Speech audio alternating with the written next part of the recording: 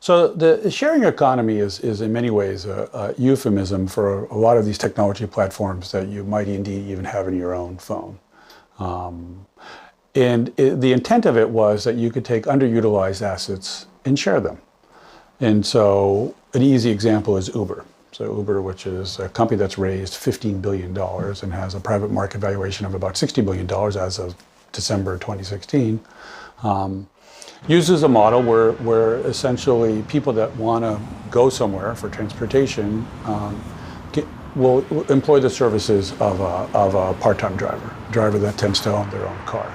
And so in essence, that driver is sharing their asset, all right, with others. Is that truly a sharing economy? I mean, that's a good question, right?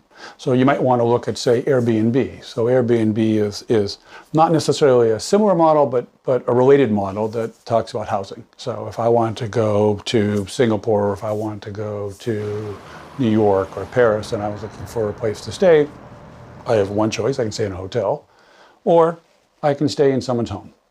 And either I can rent out a room in that home, or I can rent out the whole flat. Whatever I would like to do. And Airbnb markets it this way as you're joining a community. So you're joining a local community, you'll find someone that's local that's going to help you around the neighborhood. In essence, you're sharing what they have. You're sharing that local community. Now, the question you have to ask yourself is, if you look at these companies, they're very large technology companies that have raised a lot of money. And like most things that you have on your phone, whether it be Google or Facebook, Instagram or Snapchat, they're going to look like monopolies, because the network effects are so profound. That is that the more people that are on the supply side, there are more people on the demand side, and vice versa. And so the more drivers that Uber has, right, the more consumers are going to flock there, because they know that they're going to have a choice of 4 or 5 cars. They're never going to wait more than a minute or two. And these companies know that. So Uber, for example, is subsidizing drivers and subsidizing riders to build up this critical network effect. But in doing so, all these companies are moving towards a monopoly. And you start to see this, for example, in Uber, which in some countries where they've already reached a saturation point, are able to raise their take of what the drivers make. And so drivers are now starting to complain.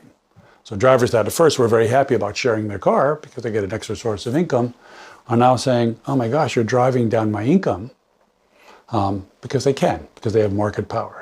And so that's now a very contested issue. We'll see how that plays out, and I'm sure it will vary by country.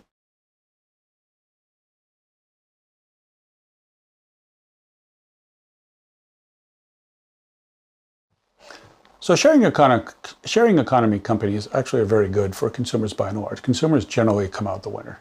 Why? They generally get lower prices. They get quicker services. They can live in an on-demand world. Consumers are probably less likely to have to own a car, for example, with the rise of Uber and Lyft.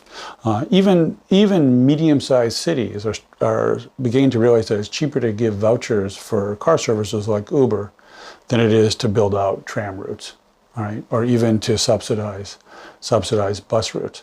So on the positive side, consumers are benefiting.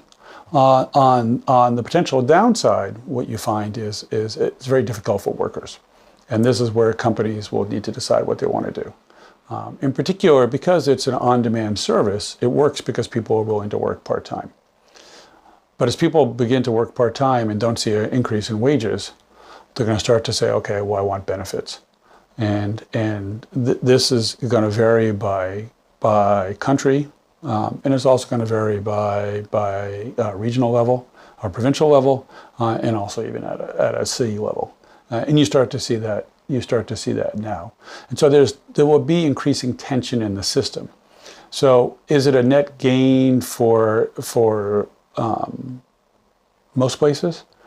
It really depends on what the set of the ordering of preferences are for society.